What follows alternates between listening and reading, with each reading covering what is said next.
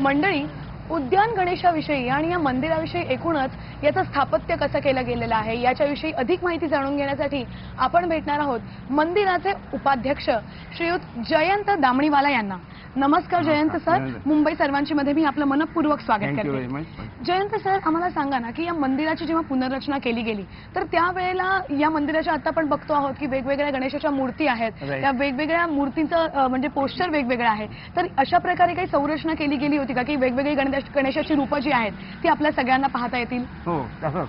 कारण आपल्या गणेशाचे बरेच रूप आपले माहिती असते, त्यामुळे आम्ही प्रत्येक दृश्यात हे सगळं एक कृष्णाचा अवतार आवरण करायला आहे की याचं बघा हे बघायचं आहे, शंकराचा अवतार जो गोरख त्यांचा म्हणजे प्रत्येक सब्जेक्ट करून आम्ही त्याचा प्रयत्न करून त्याप्रमाणे मूर्त्या स्थापना केल्या आहेत. अच्छा, बरं जयंत सर, आता इथे आपण मंदिरामध्ये बघतो की एकच प्रवेशद्वार असतं, मुख्य प्रवेशद्वार, आणि जिथून आपल्याला बाप्पाचं दर्शन होतं किंवा देवताचं दर्शन होतं.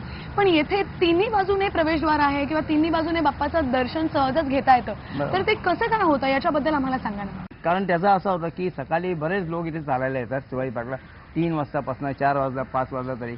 काय असतं की त्यांना सगळे आले की त्यांना बूट चप्पल वगैरे घालतात, पण ते दर्शन मिळत नाही.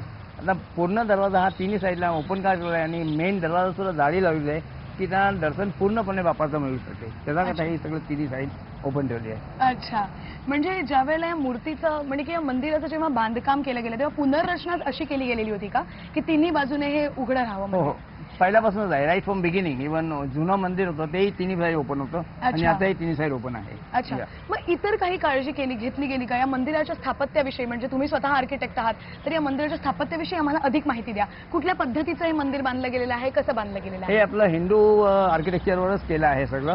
कारण ही आता मूर्ती आहे जी आता विरालिका म्हणतात त्याला. असं हे विरालिका आहे की त्यांना आपलं संरक्षण करतात असं करून.